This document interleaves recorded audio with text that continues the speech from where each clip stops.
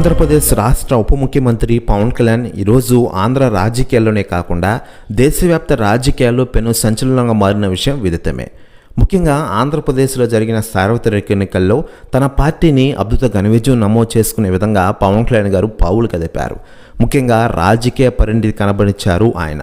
ఇటీవలే వైసీపీ ప్రభుత్వం 11 సీట్లతో గడ్డి దించినారు పవన్ కళ్యాణ్ గారు. దీంతో పవన్ కళ్యాణ్ గారు మేటి పాత్ర పోషించారని చెప్పుకోవచ్చు. ముఖ్యంగా కూటమి ప్రభుత్వంలో ఆయన కీలకంగా మారిపోయారు. ఆంధ్రప్రదేశ్ రాష్ట్ర ఎన్నికలే కాకుండా ఇతర దేశ వ్యాప్త ఎన్నికల్లో కూడా ఆయన రాణిస్తున్నారంటే ఆయన పవర్ గురించి మనం ప్రత్యేకంగా చెప్పనక్కర్లేదు.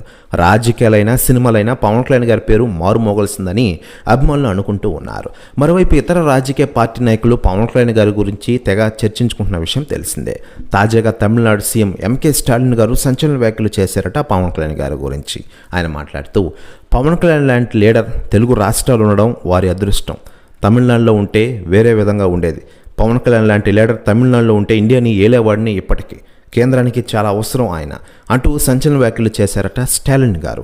ప్రస్తుతం వ్యాఖ్యలు వైరల్ అవుతున్నాయి ఆంధ్రప్రదేశ్ రాష్ట్ర రాజకీయాల్లో. మరోవైపు పవన్ కళ్యాణ్ గారు రాజకీయాలతో బిజీగా ఉంటూనే తన అభిమానుల కోసం ఆయన సినిమాలో నటిస్తున్న విషయం విదితమే. ప్రస్తుతం హరిహర విరమల సినిమాతో ఫుల్ బిజీగా ఉన్నారు ఆయన.